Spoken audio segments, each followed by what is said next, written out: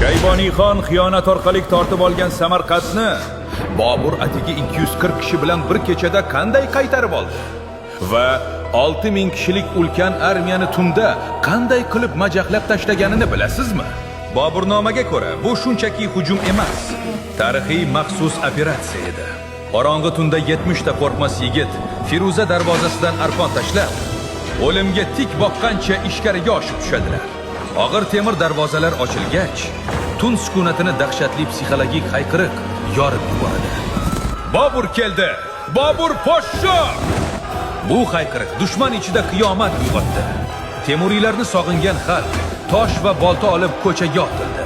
Atigi 240 kishi soniyalar ichida 10 minglab qasoskor olomonga aylandi. Tongda shahar ostonasiga yetib kelgan qudratli Shayboniyxon bu isyonni ko'rdi, lekin u g'azabga berilmadi.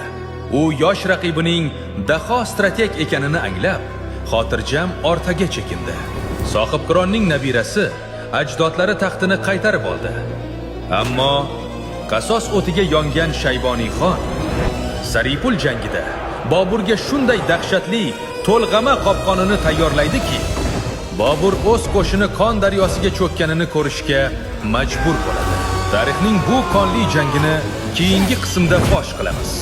O'tkazib yubormaslik uchun hoziroq obuna bo'ling.